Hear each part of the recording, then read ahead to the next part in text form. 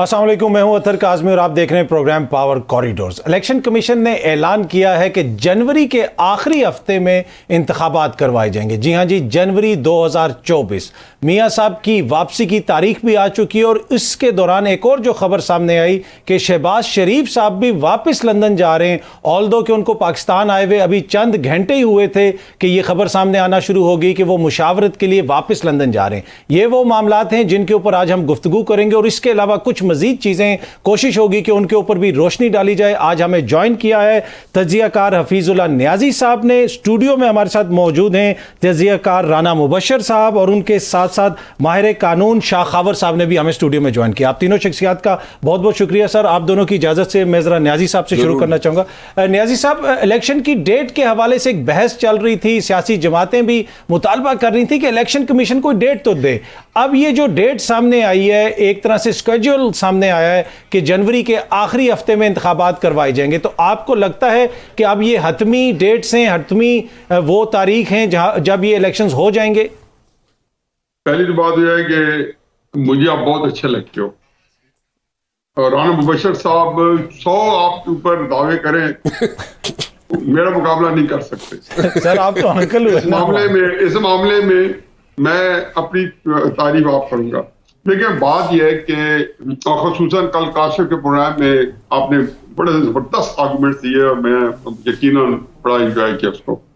देखिए, मेरा ये जो है पाकिस्तान की जो सियासत है वो उसका मुझे जो तज्जिया करना बहुत आसान है और इसलिए आसान है कि जो कुछ 70 साल में जो वाकयात बार बार अपने आप को दोहरा रहे हैं उनको हल करने का तरीका भी वही बार बार किया जा रहा है। तो मैं कैसे मान लूं कि नतीजे फर्क निकलेंगे?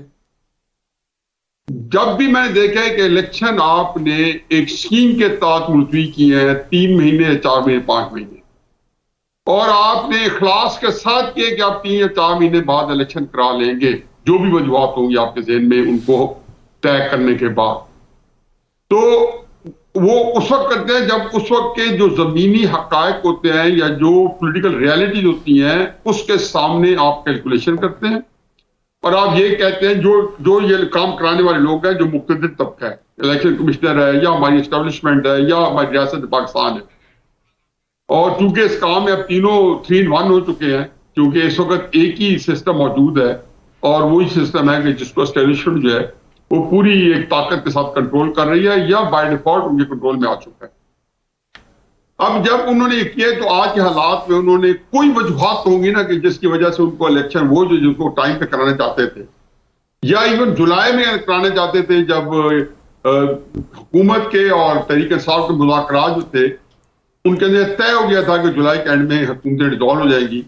अगर कोई इखलास था, अगर इखलास नहीं था तो मैं समझता हूँ भी शायद ना हो, लेकिन इखलास था तो उस वक्त यही था ना कि जुलाई के अंदर हुकूमत खत्म हो जाएगी और फिर 3 महीने बाद इलेक्शन हो गए। तो इसका मतलब यह है कि कुछ तब्दीलियां तो आई ना, फिर आखिर आपको इस्तेकाम पाकिस्तान पार्टी बनानी पड़ी थी और उसने मिस्टर नून या कतई नजर इसके कि पीपल्स पार्टी के कुछ हुकूक शबात पैदा हुए या नहीं हुए या उसकी कोई रिजर्वेशन थी, लेकिन कुछ तो हुआ है कि इस्तेकाम पाकिस्तान पार्टी को चंद दिन पहले यह कहना पड़ा कि हमारे साथ हाथ हो गया है और जहांगीर तरीन साहब को सामने बिठा के उनकी जो एग्जीक्यूटिव कमेटी है उसने उनको आड़े हाथों लिया कि आपने एक वादा किया था हमारे साथ और हमें कहा था कि मुस्तकबिल हमारा तरक्शा है, हमें तो कोई पूछता नहीं है।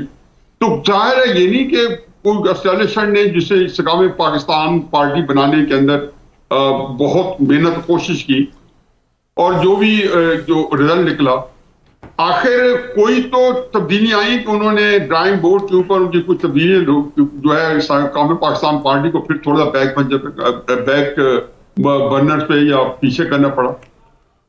अब मैं ये सोचता हूं कि जनवरी के अंदर पहली तो बात है कि इलेक्शन कमीशन का तारीख ना देना मेरे लिए यही खासा जो है, मुझे कुछ जब आप कह रहे हैं आखिरी हफ्ते में तो आपको क्या पड़ी है कि आप ना दें। आखिर मुशर्रफ साहब के वक्त में इसी सुप्रीम कोर्ट ने जब बहुत ही खराब हरकत की और 1.5-2 साल 10 अक्टूबर 2022 में इलेक्शन कराया तो 1.5-2 साल पहले ये फैसला दिया था और यही फैसला याया खान के वक्त में दिया था कि 1.5 साल बाद इलेक्शन होंगे, फलां तारीख होंगे। ठीक, तब तो तारीखें तय हो गई थी।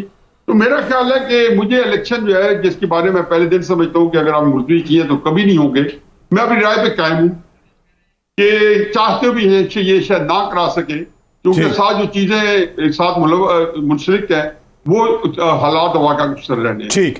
शाह खबर साहब, अगर इलेक्शंस नहीं होते जनवरी में, अब चीज़ें तो फिर जाएंगी सुप्रीम कोर्ट ऑफ पाकिस्तान में। बहुत सारे लोग पहले भी ये कह रहे हैं कि हम रुजू करेंगे, और गालिबन 1-2 पिटीशंस तो गई भी हैं।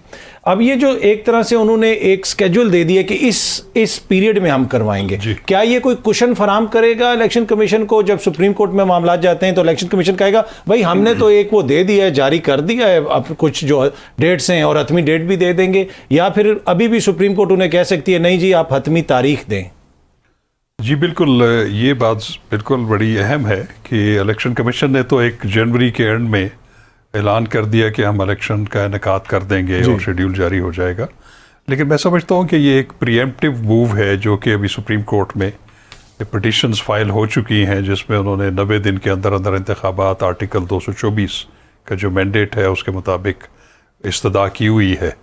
तो उसमें उन्होंने, मैं समझता हूँ कि प्रीएम्प्ट कर लिया, क्योंकि इलेक्शन कमीशन ने जो आर्टिकल 51 सब आर्टिकल 5 है उसके तहत मरदमशुमारी जो है वो नोटिफाई होने के बाद उन्होंने कौमी असम्बली की हल्का बंदियों का प्रोसेस शुरू कर दिया, बल्कि उन्होंने उसमें भी एक तारीख दे दी कि ये फलां तारीख तक हम इसको प्रोसेस को कंप्लीट कर लेंगे और उसके बाद फिर इलेक्शन शेड्यूल आ जाएगा। तो मैं समझता हूँ कि एक पेशबंदी है उनकी, ठीक है, कि जो सुप्रीम कोर्ट में जब उनका जो प्रपोज जो मौक़िफ़ होगा वो ये होगा ताकि वो इससे बच सकें कि हम बिल्कुल ही इलेक्शन नहीं करवाना चाह रहे। जहाँ तक जनवरी में भी या मार्च में भी इलेक्शन ना करवाने का ताल्लुक है, और अगर इलेक्शन का इनेकाद नहीं होता तो मैं समझता हूँ कि ये तो फिर आइन से एक बड़ी सरीहन रूगर्दानी होगी। उसकी वजह ये है कि बहुत सारे आगे चीज़ें हैं जो कि आइनी तकाज़े हैं वो पूरे होने हैं। एक तो सेनेट का इलेक्शन जो है वो होना है, और उसके लिए जब तक इलेक्ट्रल कॉलेज नहीं होगा वो ज़ाहिर है कि एक प्रोसेस नहीं कंप्लीट हो सकता, फिर आधी तादाद रह जाएगी सेनेट की।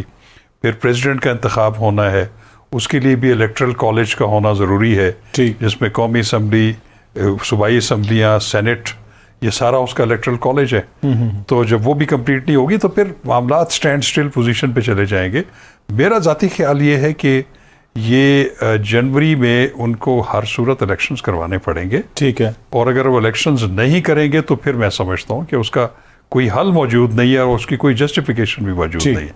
The elections are to be held, not later than that. ठीक। अच्छा राना साहब, हमने 2 सूबों में देखा कि इंतखाबात नहीं हुए, सुप्रीम कोर्ट ने भी कहा कि आप इंतखाबात करवाए जाए। तो जब एक चीज़ आपने एक दफ़ा कर दी, आपने आइन को एक तरह से पसे पुश डाल दिया, 90 रोज़ के अंदर इंतखाबात करवाने थे, 6 महीने से ज़्यादा का टाइम गुजर चुका है, आपके निगरान हुकूमतें बैठी हुई हैं, तो और यहाँ पे अब अगेन इलेक्शन कमीशन जो है वो हतमी तारीख नहीं दे रहा।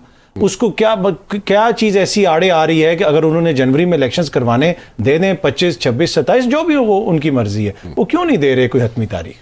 अच्छा, मेरी इलेक्शन कमीशन में आपको मालूम है मुलाकात हुई थी किसी से, तो उनका कहना ये है कि एक तो 27 तारीख को हल्का बंदियों का जो प्रोसेस है वो कंप्लीट हो जाएगा, ठीक है, और उसके बाद जिसने वो जो प्ली लेनी होती है, जो भी वहाँ पे इतराज़ात जमा कराने होते हैं वो करा लेंगे, and after that they are ready for the elections.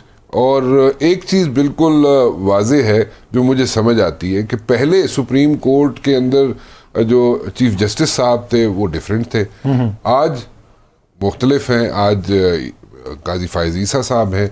So supreme court का भी जो होगा ना मूड जो होगा वो डिफरेंट होगा, ठीक है। So I personally think they will go for the elections, number 1, और उसमें इलेक्शंस के अलावा वाकई जैसे हमारे सारे पैनल का ये कंसेंसस है कि जनाब इलेक्शंस के अलावा चारा कोई नहीं है, लेकिन न्यायी साहब का एक आर्टिकल जो है जो कल आएगा कि कदम बढ़ाओ नवाज शरीफ हम तुम्हारे साथ हैं, वो नवाज शरीफ साहब उस पर एक अपना खुद ही कमेंट दे चुके हैं एक जलसे पे कि जी मनु पहले भी कहते रहे सन कदम बढ़ाओ नवाज शरीफ हम तुम्हारे साथ है, तो मैं पीछे मुड़ के तक कहते मैंने लाया कोई नहीं सी।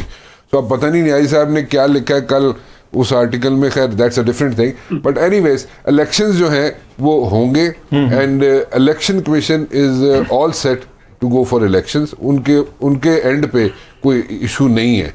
हाँ, ये ज़रूर है कि सुप्रीम कोर्ट में मेरे ख्याल में क्लैरिटी के लिए और फाइनल डेट के लिए मेरे ख्याल में एक दफ़ा फिर जाना पड़ेगा, उसका डोर नॉक करना पड़ेगा और फिर जाके कोई क्लैरिटी है। ठीक, वैसे ये कितना बड़ा अलमिया है कि आइन के अंदर बिल्कुल वाज़े लिखा हुआ है कि इलेक्शन कितने दिनों के अंदर होने चाहिए, किस वक्त होने चाहिए, लेकिन उसके बावजूद बार बार क्लैरिटी के लिए हमें सुप्रीम कोर्ट जाना पड़ता है। नियाज़ी साहब, ये जो इलेक्शंस की तारीख है, जिस तरह अभी राना साहब ने भी फरमाया और शाह खावर साहब भी फरमा रहे थे कि उनको इलेक्शंस तो करवाने पड़ेंगे, अब इसमें कोई इंतज़ामी मामलात हैं, कानूनी मामलात हैं, आइनी मामलात हैं, या फिर मामला किसी और सियासी जमात से वाबस्ता है कि जब तक उनका खात्मा नहीं होगा, यकीन नहीं हो जाएगा कि जनाब अब वो मैदान में उस तरीके से मजबूत हैं, तब तक इलेक्शन नहीं करवाने?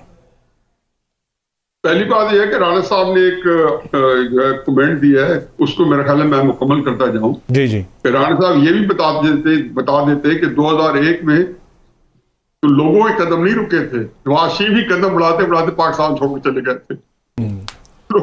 तो इस दफा हर दफा आप लोगों पे ना डालें कि वो पीछे नहीं थे, लीडरों को भी देखें वो आगे से बहुत आगे निकल जाते हैं और वो कदम बढ़ाते हुए। तो बहरहाल ये तो कल आप देखेंगे कि क्या है, लेकिन नवाज शरीफ ने अगर कदम बढ़ाए तो फिर ये बात अभी मैं बता दूं कि फिर इलेक्शन बिल्कुल ही नहीं होंगे मेरे हिसाब किताब में, जो मैं उनके कदम बढ़वाना चाहता हूं। तो बहरहाल क्राइसिस देखे काजी साहब, दो बातें ध्यान में रखें।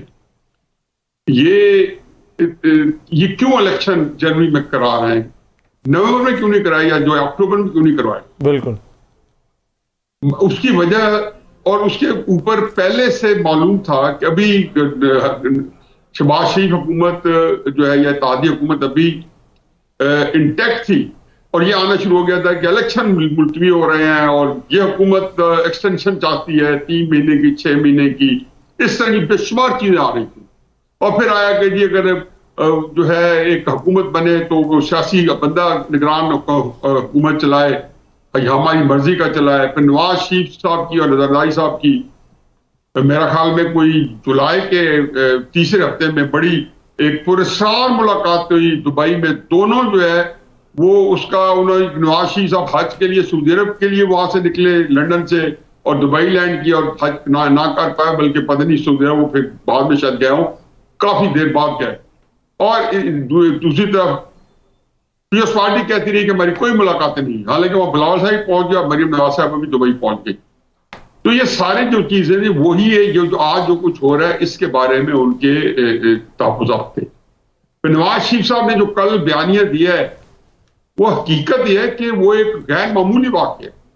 जिस तरीके से काजी फाजिसा साहब का 3 साल में विच हंटिंग के बावजूद बच जाना और चीफ जस्टिस के ओहदे तक पहुंच जाना, जो कि 3 साल लोग पूरी कौम इस तजब्बे में थी कि काजी फाजिसा पहुंच पाएंगे नहीं पहुंच पाएंगे, क्योंकि कितने लोग थे जो उनको हड़प करना चाहते थे। मुल्क का वज़ीर आज़म, मुल्क का सदर मोहतरम, आर्मी चीफ, एक चीफ जस्टिस, 2 चीफ जस्टिस, फिर तीसरा उमर अत्ताब बंदयाल चीफ जस्टिस, हर एक ने पूरी तनदेही के साथ और पूरी खुजदली के साथ काजी फाजिसा हड़प करने की कोशिश की, लेकिन वो कहते हैं जिसे अल्लाह रखे उसे पहुंच चुके। ठीक, तो ये वाकयात मेरे नजदीक दोनों गैर मामूली है, नवाज शरीफ का के होना और काजी फाजिसा साहब। अब ये है कि जो आ जाएंगे ये इलेक्शन जनवरी में हो पाएंगे, मैं ये कहता हूं कि हालात का जबर इलेक्शन ही होने देगा नहीं। पर सर वो सर ये जरा क्वेश्चन ले लीजिएगा, वो जबर क्या है? कोई इंतजामी मामलात हैं या फिर वो तहरीके इंसाफ की तोड़फोड़ से वाबस्ता है? ये अगला मेरा फिक्र था जो आपने सवाल में ढाप दिया है कि वो ना तहरीके इंसाफ की तोड़ का मामला है ना इंतजामी मामला है। वो इमरान खान साहब को सफ़े हस्ती से मिटाना, सियासी सफ़े हस्ती से मिटाना है, जमीन बोस करनी उसकी सियासत को। इमरान खान तहरीक इंसाफ को अलहदा रखें दोनों को। ये पार्टियां जो है ना, नवाज शरीफ साहब की पार्टी किस खुश दिल्ली के साथ इस्तेमाल में आ गई थी जनरल बाजवा के। इमरान खान साहब की सारी पार्टी जो थी पहले 20 में से, मैं इमरान खान साहब तक पैगाम को सब पहुंचाता था जो वज़ीर आज़म थे कि आपके जो पहले चोटी के रहनुमा 20 उनमें से 18 जो है वो एस्टैब्लिशमेंट के लोग हैं। ये हमारे गले में पूरे पाकिस्तान की तारीख मेरे सामने, ये कोई फर्क नहीं आ रहा। हर जगह, हर पार्टी, हर मजहबी जमात के अंदर ये हिस्सा का मौजूद है। अब सूरत हाल ये है जी कि जनवरी में इलेक्शन जब फर्ज के इमरान खान साहब लॉ जो है वो अपने ड्यू कोर्स लेता है, या जिस तरीके से अदालतें इस वक्त अपना एक अभी कोई ज्यादा ताब नहीं पड़ा या ज्यादा सख्त फैसले नहीं आए तो भी अदालतें डट के खड़ी है। ओवरऑल अदालतों का जो रवैया है वो बड़ा बेहतर है। मतलब के बावजूद है कि उनको कहीं ना कहीं कम्प्रोमाइज भी करने पड़े, लेकिन नवाज शरीफ के साथ जो अदालतों ने की है, इमरान खान साहब के साथ वो सलूक नहीं हो रहा। लेकिन ये अदालतें जब ये करेंगी तो फिर मेरी बात सुन लें। और खुद काजी फायदे साहब जिनके ऊपर मेरी हाई होप्स है, और मैंने कहा गैर मामूली वाक़या, अब शाह खावर साहब जानते हैं कि काजी साहब जो है आखिरी वजह के 13 महीने की चीफ जस्टिसशिप के लिए अपनी पूरी जिंदगी के अपनी खानदान के एक साख जो है वो मुतासर होने देंगे। साख किसमें? आईन की बालादस्ती में। वैसे भी कस्टोडियन ऑफ द कॉन्स्टिट्यूशन है। और जब इलेक्शन नहीं होंगे तो जैसे सारे दोस्तों ने कहा कि आईन जो है वो अंडरमाइन होगा। मैंने तो अपने कॉलम में लिखा 2-3 हफ्ते पहले कि आईन साबित होने को है, आईन का सबूत होने को है। ये जनवरी के अंदर या फरवरी के अंदर इलेक्शन ना कराए तो आईन को इस वक्त तक तो थोड़ा बहुत गुंजाइश निकल आएगी मुलतवी करने की। उसके बाद जैसे शाह खावर साहब ने कहा है और मेरे भाई राना वजी साहब ने कहा कि फिर तो कोई आपके पास गुंजाइश ही नहीं है। ठीक है। इन हालात में मैं एक और बात आपको बताता जाऊं, और ये शाह खावर साहब जो है ना अपने पल्लू के साथ बांधने तो ये गैर जो जिसका कानून का आदमी नहीं है, वो ये बात अपने तजर्बे की और सियासी जो मुशाहिदात है और तजर्बात है उसकी रोशनी में बता रहा हूं कि जनवरी के अंदर दुआ मांगे कि कोई पीछे या माशला ना आ जाए। आप तो सेनेट के इलेक्शन के रोना रो रहे हैं ना। ये भी कॉलम में लिख चुका हूं चंद हफ्ते पहले कि जब आपके तांगा में बजांगा में जैसे ही अदालतों ने फर्स्ट एड किया करप्शन को, ताकत को आप फर्स्ट एड ना करें। ठीक करना चाहिए, मतलब ये है कि लेकिन पाकिस्तान बदकिस्मती है कि जब आप तो फर्स्ट एड करते हैं वो ज्यादा सख्ती के साथ और ज्यादा गैरानी तरीके के साथ वापस आते हैं। ठीक है, हम हर दौर में देख चुके हैं। मुशर्रफ साहब अपने माशला पे माशला। अच्छा जरा मैं जरा शाह खावर साहब की जरा सर इस पे टेक ले ले। शाह खावर साहब, आप समझते हैं कि 2024 में ये हालात हो सकते हैं कि मुल्क के अंदर इलेक्शंस ना हो और आइन को बिल्कुल ही पसे पुश डाल दिया जाए? क्या अदलिया इस चीज़ की इजाज़त देगी? इसलिए कि अगर आप पीसीओ भी अगर आप लेके आए तो पीसीओ का हलफ भी तो जजेस ही लेते हैं ना। आप 2024 में क्या कोई जज इसके लिए तैयार होगा? देखिए हफीजुल्लाह न्याजी साहब, जी सर, हो सकता है मुझे और आपको बना दे बगैर लॉ की डिग्री के। उनका क्या जाता है सर, इधर तो वैसे 24 करोड़ जज हैं, रोज ही फैसले सुनाते हैं। शाह खावर साहब को होना जरूरी है। आगे चलिए। नहीं, हफीजुल्लाह न्याजी साहब जो हैं वो बड़े ज़बरदस्त तजिया निगार हैं और उन्होंने पाकिस्तान का जो पूरी हिस्ट्री उनके सामने है और यकीनन वो जो कुछ कहते हैं अपने तजुर्बात और उनके जो मुशाहिदात हैं उसके नतीजे में बिल्कुल उनका ये अपना ख्याल है और वो माजी के तजुर्बात के हवाले से वो ये अपने ख्यालात रखते हैं। लेकिन मैं आपको एक बात बताऊं, इस वक्त जो सूरत हाल है मैं नहीं समझता कि किसी भी ताले आज़मा को जो है वो इस तरह का मौका जो है वो मिल सकता है या वो सोचा भी जा सकता है। एक तो ये है कि अब आईन पाकिस्तान में जो तरमीम हुई थी, 18वीं तरमीम हुई थी, उसमें आर्टिकल 6 जो है उसमें मज़ीद वजाहत कर दी गई थी। ठीक, कि उसको बहुत ज़्यादा सख्त बना दिया है। ठीक, तो मैं समझता हूँ कि कोई भी अगर आइन को एब्रोगेट करने के बारे में कोई सोचेंगे तो मैं समझता हूँ कि वो 100 बार उनको पहले सोचना पड़ेगा और that will be the last option I believe. और वो मेरा नहीं ख्याल कि वो कोई एक्सरसाइज हो सकती है। ठीक, उसकी वजह यह है कि अब अदालती नज़ायर भी इसमें आ चुके हैं और आपने देखा होगा कि जनरल परवेज़ मुशर्रफ का जो ट्रायल आर्टिकल 6 के तहत हुआ और ठीक है वो एग्जीक्यूशन उसकी नहीं हो सकी वो प्रॉपर, लेकिन एक सिंबॉलिकली अदलिया ने और आइन ने जो है ये उसके आगे बंद बांधा हुआ है। मेरा ख्याल है कि मुझे उसके कोई इम्कानात नज़र नहीं आ रहे। हाँ, जहाँ तक जो कुव्वतें हैं उनका जो असर है जो वो आप उसको रूल आउट नहीं कर सकते। ठीक है, आप उसको ना पहले रूल आउट कर सकते थे। आपके सामने है कि 2018 में क्या हुआ, इवन 2013 में क्या हुआ। ठीक है, और 2013 में मैं आपको सिर्फ एक मियां नवाज शरीफ साहब का जिस दिन इलेक्शन हो रहा था और रात को रिजल्ट्स आ रहे थे तो आपने कॉरिडोर्स में मियां नवाज शरीफ साहब को अपनी फैमिली के साथ बाहर एक्सपोज होकर उन्होंने एक बात कही थी कि अगर मुझे जिताना है तो 2/3 अक्सरियत से जिताएं वरना फायदा नहीं होगा। हालांकि उस वक्त तक तो पोलिंग प्रोसेस कंप्लीट हो चुका था। तो बात यह है, ये अभी भी पता है, आपको भी पता है, हफीजुल्लाह न्याजी साहब को भी पता है कि वो चीज़ें जो हैं वो कैसे मैनेज होती हैं, ठीक। और मुतवक्के जो रिजल्ट्स हैं उसके बारे में भी हम तज्जिया कर सकते हैं हालात और वाक़यात को देखते हुए। ठीक। तो मैं समझता हूँ कि मार्शल लॉ का या पीसीओ तो बेसिकली तो आइन को मुअत्तल करके ही हो सकता है ना। वही ना। तो आइन को मुअत्तल करना जो है वो तो सीधा सीधा आर्टिकल 6 जो है उस पे वो लगता है, इतना आसान तो नहीं मेरा होगा। ख्याल है कि इतना आसान नहीं है। जब हम इलेक्शंस की बात करते हैं तो मियां साहब को भी इलेक्शन से जोड़ा जा रहा था। मियां साहब की वापसी की हतमी तारीख तो सामने आ गई, लेकिन कुछ मामलात अभी तक क्लियर नहीं है। राना साहब, मियां साहब की वापसी का काफ़ी अरसे से हम जिक्र सुन रहे थे, अब एक हतमी तारीख भी आ गई है। शहबाज शरीफ साहब लंदन गए, तकरीबन 1 माह उन्होंने वहाँ पे क़याम किया, वापस आए, फिर अचानक पता चला कि वो फिर लंदन जा रहे हैं। तो ये क्या हो रहा है बैकग्राउंड में? मियां साहब की वापसी का कोई मसला बना हुआ है या फिर वो आ रहे हैं? देखें, एक चीज़ तो बिल्कुल वाजे है कि मियां साहब जो शहबाज शरीफ साहब फ़ौरन वापस गए, 19 को आए थे जी। और कल रात को प्रोबेबली वो वापस चले गए। सो उनके आना और उन्होंने दी आनियां जानियां भी बड़ियां होंदियां वैसे शहबाज शरीफ साहब दियां, लेकिन वो तुसी उस ते नज़र ना रखना हो, क्योंकि उस ते नज़र रखोगे उन्होंने दी आनियां जानियां ते किधर निकल जाओगे तुसी। एनीवेज, द पॉइंट इज़ कि आप जो है ना देखें कि थोड़े ही कुछ ही घंटों बाद मियां शहबाज शरीफ साहब वापस जा रहे हैं, तो वो डेफिनेटली ऐसी कोई बात जरूर है जो ओवर द फोन नहीं हो सकती। ठीक। फोन पे वो बात नहीं कर सकते या प्रोबेबली एक्सप्लेन नहीं कर सकते उन्हें, ठीक है, तो इसलिए वो वापस चले गए। जो अब यहाँ पे 2 किस्म के इश्यूज हैं। जो इश्यूज ये हैं कि जनाब, एक तो ये है कि मियां साहब वापस आए 21 को, और एक इशू ये है बना हुआ कि हो सकता है मियां साहब पहले वापस आए, 21 से भी पहले वापस आए। ठीक है।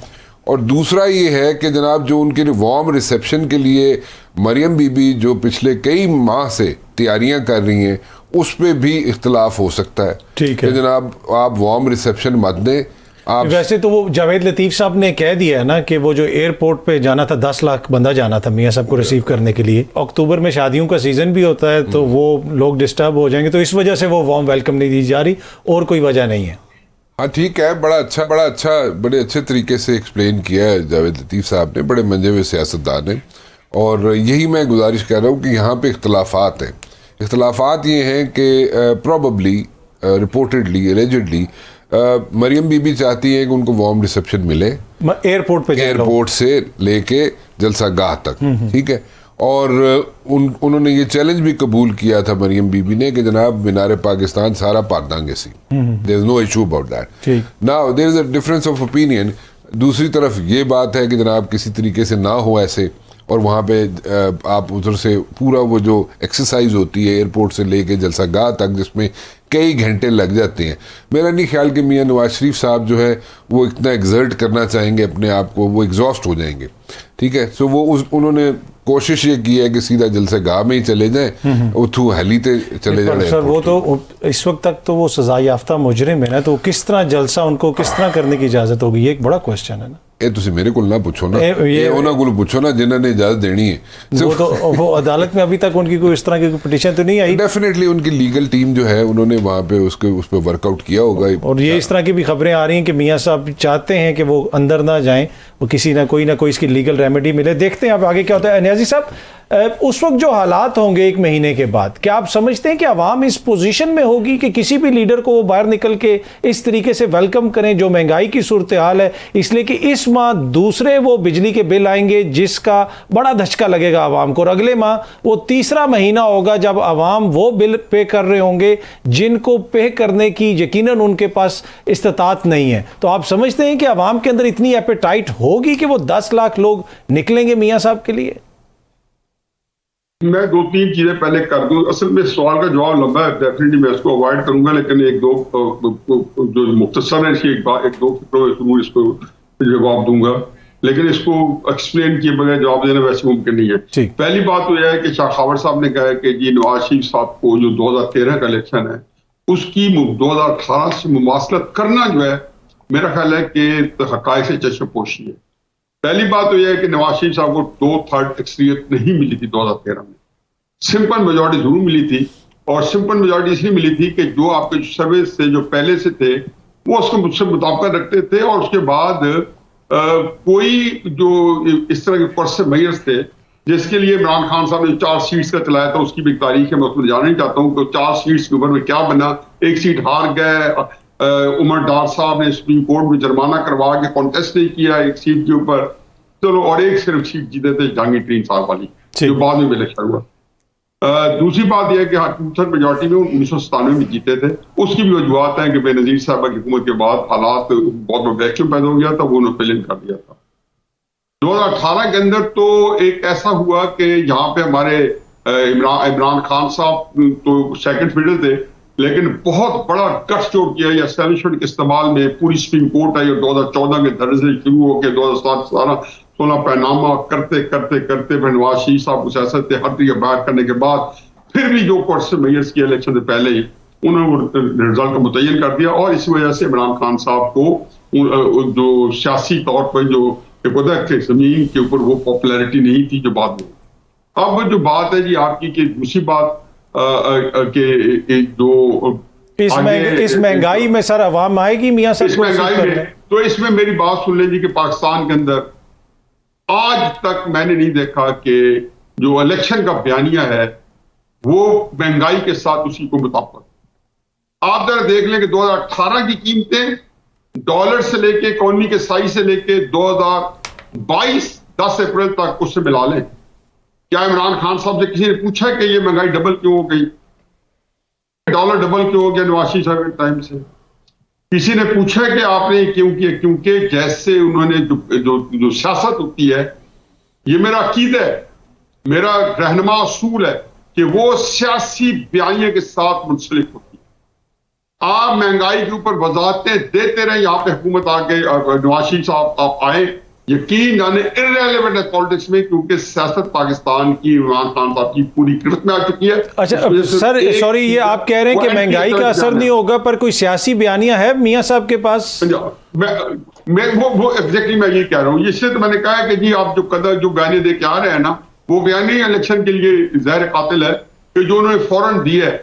ये बयानिया मियां साहब बड़े जीरक सियासतदान हैं। उनकी दूसरी खुशकिस्मती यह है कि हम सारे बैठ के मेरे समय हम उनको हमेशा उनकी सलाहियतों को, उनकी काबिलियत को अंडर एस्टिमेट करते हैं, उसको पोलिटिकल उसको। लेकिन मैं देखा कि जो मार्केट के अंदर जो लीडर है इस वक्त एरिना में, उनमें मियां नवाज शरीफ साहब जो है और जस फजल रहमान साहब बड़े जीरक हैं, और उनको पता है कि जी उन्हें देखे यहाँ पे मरियम नवाज शरीफ साहब के लिए जो जलसे कर रही थी या लोगों को भार रही थी, वो ये कह रही थी जी कि हम ये महंगाई इमरान खान साहब की दी हुई है।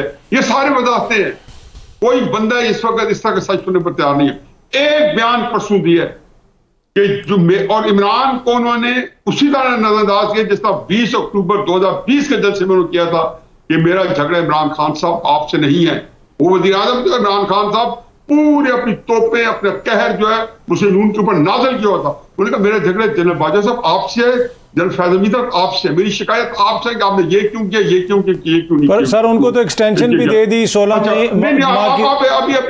अभी भूल जाए ये मैं बातें, इसके तो मैं करवा सकता हूँ कि ये उसका फिर भुगत भी तो रहे हैं ना, मैं तो नहीं भुगत रहा हूँ, लेकिन उसमें फिर भी नहीं भुगता। 2021 तक तहरीक इंसाफ नवाज शरीफ साहब के पास लंदन में बैठी थी टिकट लेने के लिए। आपको पता है 2021 तक कोई इमरान खान साहब एक इलेक्शन जीते थे, अपनी सीटें जो जीते थे, क्यों नहीं बलदाती इलेक्शन कराए थे?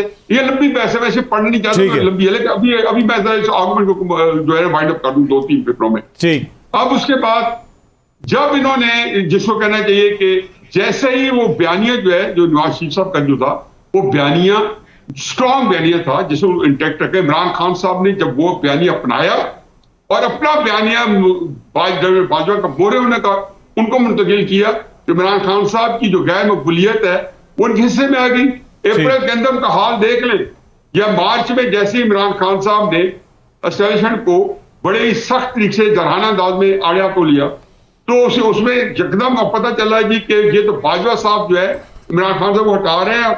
उसी जादू से, जिस जादू से उन्होंने इमरान खान साहब को बिठाया था इत्तेहादियों को मिला के, वो अब इनको इस्तेमाल करके इनको बना रहे हो, ये बाजवा साहब के इस्तेमाल में। अच्छा सर, ये जो अब नवाज शरीफ साहब जो अब कह रहे हैं बाजवा साहब बन गए, अब जो वो बाजवा साहब का नाम ले रहे हैं, is it too little too late? अब क्या वो दोबारा वो बयानिया ले सकते हैं, वोट को इज्जत दो वाला और एंटी एस्टेब्लिशमेंट वाला, नवाज शरीफ साहब? पहली बात तो यह है कि उनके पास चॉइस नहीं है।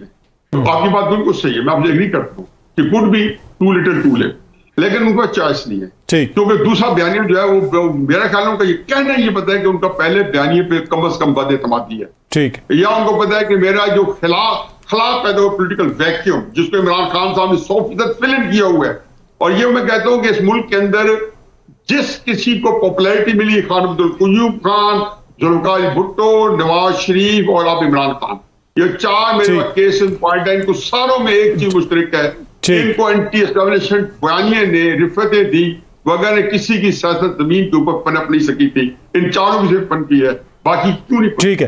अच्छा शाह खबर साहब, अब हम सुन रहे हैं कि एक तरह से बयानिए की जंग भी है, पर मियां साहब के लिए एक जो बड़ा मसला है ना वो लीगल है। लीगल फ्रंट के ऊपर चीज़ें अभी उनकी क्लियर नहीं हुई। आपको लगता है कि ये इतना आसान होगा जिस तरीके से उनकी जमात पोर्ट्रे कर रही है, वो आएंगे और सियासत में हिस्सा लेना शुरू हो जाएंगे और कानूनी मामलात का वो जिक्र ही नहीं करते? कानूनी मसला तो है ना उनके लिए। देखिए अतर साहब, मैं भी एक मामले में अभी तक मेरे पास उस सवाल का जवाब नहीं है कि मियां साहब जब आएंगे वो जलसा करेंगे, और जी क्योंकि वो जब यहाँ से गए थे तो वो जेल में थे और उस वक्त सज़ा उनको हुई थी, और यकीनन उनकी जो अपीलें हैं वो हाई कोर्ट में पेंडिंग थी।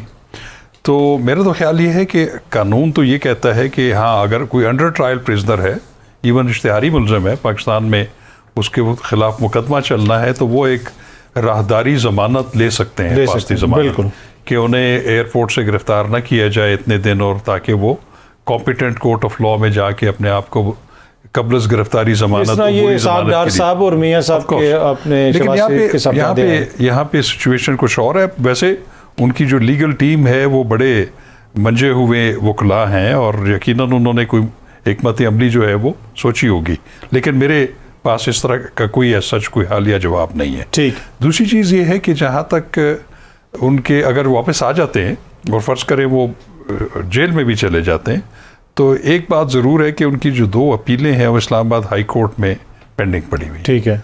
और एक केस में तो आपने देखा है कि मरियम नवाज साहिबा और कैप्टन सफदर जो है वो बरी भी हो चुके हैं। और दूसरी इम्पॉर्टेंट बात यह है कि एक अरशद मलिक साहब मरहूम जो थे जज, उनकी जो वीडियोज़ आई थी और वो सुप्रीम कोर्ट तक भी गई, और सुप्रीम कोर्ट ने भी उनको ये कहा कि आप ये सारी मारूज़ात अपनी और तमाम चीज़ें जो है ये जो एपेलेट कोर्ट है, हाई कोर्ट, उसके सामने रखें। ठीक है। तो मेरा ख्याल है कि उसमें काफ़ी गालिब इम्कानात मुझे नज़र आ रहे हैं। हम प्रिडिक्ट नहीं कर सकते कि उनके खिलाफ जो नैब का केस है वो शायद इतना स्ट्रॉन्ग नहीं है, और उसमें इम्कानात मौजूद हैं कि वो उसमें से बरी भी हो जाए, या वो जो जज का बायस है उसको सामने रखते हुए उनकी जजमेंट को सेटिस्फाइड करके दोबारा ट्रायल के लिए भी भेजा जा सकता है। ठीक है। लेकिन एक चीज़ जो कदगन उनके लिए जो थी वो तो ये थी कि पैनामा प्रोसीडिंग्स के दौरान जो 5 रुकनी सुप्रीम कोर्ट का बेंच था, उन्होंने उनको आर्टिकल 62(1)(f) के तहत नाअहल करार दे दिया था, और सुप्रीम कोर्ट की जजमेंट्स भी हैं कि जो इस आर्टिकल के तहत नाअहल होगा वो ताउमर इन परपेचुइटी नाअहल है। लेकिन उसकी भी मैं समझता हूँ कि एक उसका हल निकाल दिया कि कानून में, इलेक्शन एक्ट में उसमें जो है एक मियाद मुकर्रर कर दी गई है। तो चूंकि वो कानून अभी मौजूद है, इन फील्ड है, तो मेरा ख्याल है कि अगर वो इन बरियत उनकी हो जाती है इन केसेस में से, तो यकीनन वो अपना एक पॉलिटिकल रोल अदा कर सकें और फुली अदा कर सकें। ठीक है राना साहब, अब ये खबरें आ रही हैं कि जो नैब के केसेस थे वो भी बहाल होना शुरू हो गए, तो ये आप कोई बड़ा चैलेंज देख रहे हैं नून लीग के लिए और पीपल्स पार्टी के लिए? आई पर्सनली थिंक कि मेरे ख्याल में इतना टफ टाइम नहीं मिलेगा इनको, सबको नहीं मिलेगा, एवरीवन इंक्लूडिंग एवरीवन। तो इनको हाँ हीट थोड़ी सी फेस करनी पड़ेगी, एक तलवार लटकती रहेगी सर पे, बस इस हद तक होगा। अगर अदर देन दैट अगर देखा जाए तो मेरा नहीं ख्याल कि वो कोई ऐसी चीज़ होगी जिसकी वजह से वो थ्रेटन फील करें। I don't think so that's happening. कोई आपको सियासत के ऊपर कोई गहरे असरात इसके पड़ते हुए नजर नहीं? आई डोंट थिंक सो, मेरा नहीं ख्याल। वो होता है ठीक है कि एक ऐसी चीज़ होगी कि सब अंडर कंट्रोल रहे, सबके ऊपर एक तलवार लटकती रहे, और उसको किसी वक्त भी उनके इस्तेमाल हो सकते हैं, वो कोई भी इस्तेमाल कर सकता है उनके खिलाफ। बस वो इस हद तक तो मेरे ख्याल में समझ आती है, बात इससे ज्यादा नहीं। अच्छा न्याजी साहब, अगर ये मामला जिस तरह ये नैब केसेस हैं और दीगर कानूनी मामलात हैं, ये अब जाते हैं सुप्रीम कोर्ट के अंदर, इसलिए कि हमने देखा कि पिछले जो चीफ जस्टिस थे उनके सामने भी मुख्तलिफ मामलात गए, लेकिन कहीं ना कहीं ये तासुर मिला कि सुप्रीम कोर्ट के फैसलों के ऊपर अमल दरामद नहीं होता और उस तरह रिलीफ नहीं मिल रहा। अब आपको पता है कि सिविलियंस के जो फौजी अदालतों में ट्रायल होने, वो मुकदमा भी सुप्रीम कोर्ट में पड़ा हुआ है, इस तरह के दीगर मुकदमात भी जा सकते हैं। तो आपको लगता है कि इस दफा सुप्रीम कोर्ट से कोई मुख्तलिफ फैसला आ सकता है? देखिए, मेरा ख्याल है कि बिल्कुल आएगा। तो पहली बात है कि जो उमरता बंदयाल साहब का जो आखिरी शॉर्ट एंड स्वीट फैसला है जी, वो उनकी तमन्नाओं के मुताबिक था हमारी एस्टैब्लिशमेंट की। ये मत भूलें कि 2002 से नैब जो है उन्हीं का बेबी है, और इसका जो आज तक किसी सियासतदान से रिकवरी क्या होनी है, सजा क्या होनी है, इसके ऊपर जितनी हुकूमतें टूटी और बनी है उसमें से नैब का इस पोलिटिकल इंजीनियरिंग में बहुत बड़ा रोल रहा है। दूसरा यह कि जिन जजेस ने इन नैब कानून के साथ इख्तलाफ किया है या वो जो है इसको फौरन इस जो फैसला है जी, उसको ये नल एंड वाइट कर देंगे, वो ये है कि वो पार्लियामेंट सुप्रीमेसी के लिए वो उस पर यकीन रखते हैं। दो कमेंट मैं और देना चाहूँ कि एक जो है कि हुआ कि लाहौर की जो रैली है और जलसा है, तो मेरा ख्याल है कि सियासी जमातें हिकमत अमली बनाती है। जो मेरी समझ में आती है वो ये बात आती है कि जब रैली निकालते हो जलसा नहीं कर सकते आप। वो इतना आजकल गाड़ियों का इज्तिहाम होता है कि वो जलसे में तब्दील ही नहीं होता। हमने कई जगह देखा है हर लीडर के अंदर। तो इसलिए मेरे ख्याल में ये सोचा है कि जलसा करें तो ज्यादा शोर पापार है बजाय करने के, और थोड़ी बहुत रैली भी निकलेगी। और दूसरा ये कि जो शाखावर साहब से कि जी 2018 की तरमीम ने डेफिनेटली आइन को बड़ा स्ट्रेंथन किया और आर्टिकल 6 को जो है मजीद स्ट्रॉन्ग किया है, लेकिन 73 का आइन मत भूलें कि भुट्टो साहब ने फौज को भी रिस्ट्रक्चर किया था और एक chairman joint chief of staff committee का ओहदा भी निकाला था, और ये आर्टिकल 6 में इंट्रोड्यूस कराया था। और आर्टिकल आइन नाफिज होने के दिसंबर 1973 से लेकर 4.5 साल बाद माशाअल्लाह किया। तो इसलिए मेरा नहीं ख्याल कि कुछ आइन के अंदर कोई दिक्कत है या नहीं है, तांग आमद बजांग आमद, क्योंकि उसके अंदर एक चीज है कि सैलेशन के अंदर जब ये गुमान आ जाए कि कबर एक और बंदे दो हैं, तो भुट्टो साहब के वक्त में तो शख्सियात का क्लैश था शायद जंजाउल हक और भुट्टो साहब का। इसमें एस्टैब्लिशमेंट जो है 9 मई के बाद ये एस्टैब्लिश कर चुकी है फौज के अंदर कि इमरान खान अगर आता है तो फौज पूरा एस्टैब्लिशमेंट जो है मुतज़लज़ल रहेगी। और अगर अगर इस सिलसिले में देखेंगे पाकिस्तान अच्छा सर, आपने 9 मई का तो फिर लग जाए। 9 मई के बाद बहुत सारे ऐसे मुकदमात बने जिनके हवाले से कहा जा रहा है कि फौजी अदालतों में सिविलियंस को ट्रायल किया जाएगा, जैसा मैंने पहले भी पूछा, जिसमें हसान न्याजी हैं उनका मुकदमा भी है। तो वो मुकदमात भी आपको लगता है कि उनके खिलाफ अपील वगैरह जब जाएगी सुप्रीम कोर्ट में तो कोई फैसला आएगा? इसलिए कि अभी तक कोई फैसला आ नहीं रहा, काजी साहब उस पर कोई तवज्जो देंगे? मैं तो जी 9 मई का जब वाक़या हुआ था तो दूसरे तीसरे दिन कहा था कि आपको 3 जगह से एक बंदा सपोर्टर नहीं मिलेगा। सिर्फ भले से मैं एस्टैब्लिशमेंट का एजेंडा लेके सारी जिंदगी क्यों ना ड्रम बीटिंग करता रहूं, मैं अगर मेरे पास मीडिया है और मीडिया के अंदर मैं बैठा हूं तो पब्लिक में आके या कोई लीगल फर्टेनिटी का आदमी है, शाखावर साहब को उसके ऊपर भी कमेंट कर देंगे, या सिविल सोसाइटी का, कि जो फौजी अदालत में किसी सिविलियन का कोर्ट मार्शल जो है वो करेंगे। 52 का जो आर्मी एक्ट है वो बना था जब फौज के अंदर अबॉर्टेड कू हुआ था, डेवलपमेंट कॉन्स्पिरेसी केस। तो उस कू के नतीजे में उसके साथ पता चला कि कम्युनिस्ट पार्टी ऑफ पाकिस्तान जो है वो इन्वॉल्व थी। तो फिर उसका चलाने का देखा जाए तो सेशन कोर्ट में मुकदमा चला था जनरल अकबर का और जनरल नजीर का और बहुत सारे आर्मी ऑफिसर्स का कम्युनिस्ट मेंबर्स के साथ। उसके तनाजर में एक 52 एक्ट बना था जिसके लिए प्रॉपर मिलिटेंट कू जो है वो जो नाकाम हुआ था। तो उस समय मेरा ख्याल है कि मिलिट्री कोर्ट की पाकिस्तान के अंदर सिविलियंस की कोई भी इजाजत नहीं देगा। मत भूलें कि जो एपीएस का वाक्य है वो एक वाक्य ही और है। ठीक। और उसमें भी देखा था कि जैसे अप्रूव कराया पीएस पार्टी का को जो क्या डॉक्टर आसम के लिए पहुंच गया उसको ट्रायल करने के लिए, हमारे जो अस्करी इदारे हैं मिलिट्री कोर्ट में ट्रायल करने के लिए, तो उन्होंने फौरन ओवरस्टेच किया। तो ये उसका करते हैं जो बिल्कुल ही नामुनासिब और ना कोई इजाजत देगा। इसका रिएक्शन होगा। इमरान खान साहब को जितनी पॉपुलैरिटी मिली है, एक बयानी की वजह मिली है, और एक को जिस तरीके से उनको हैंडल किया जा रहा है। ये आज मिलिट्री कोर्ट में इमरान खान का साहब का केस चलाए, यकीन जाने मेरे समय कोई बंदा इनकी हमायत नहीं करेगा।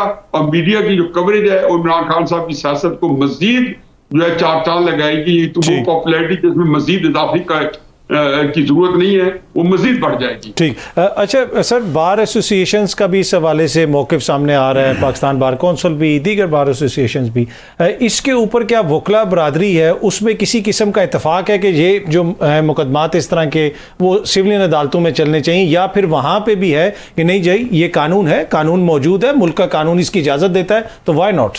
मेरा ख्याल है कि इस वक्त जितनी बार एसोसिएशंस, बार काउंसिल्स हैं, अगर आप सुप्रीम कोर्ट बार एसोसिएशन को देख लें या पाकिस्तान बार काउंसिल, इनमें गो के जो वकला में अपनी ग्रुपिंग है वो अलग अलग मौक़िफ़ ज़रूर रखते हैं, लेकिन मेरा ख्याल है कि सिविलियंस का जो मिलिट्री कोर्ट्स में ट्रायल है उसके बारे में वो एक पेज पे हैं और वो इसकी हिमायत नहीं करेंगे।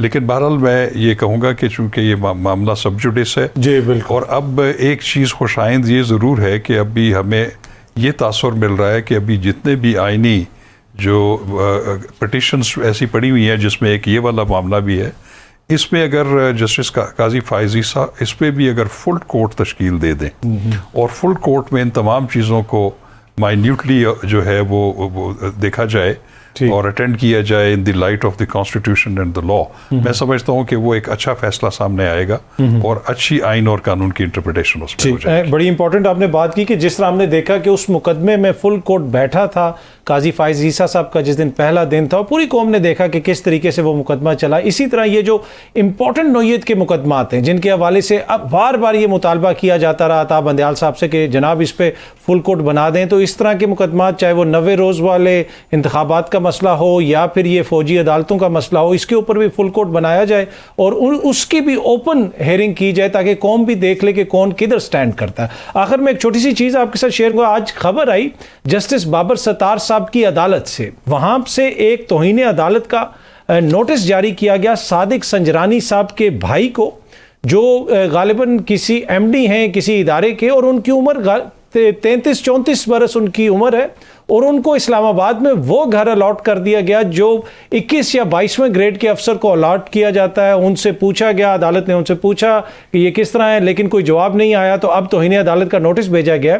अब यहाँ पे सोचने की चीज़ ये है कि अदालत ने भी ये क्वेश्चन किया कि 21वें या 22वें ग्रेड में कोई शख्स 33-34 बरस की उम्र में कैसे पहुँच गया।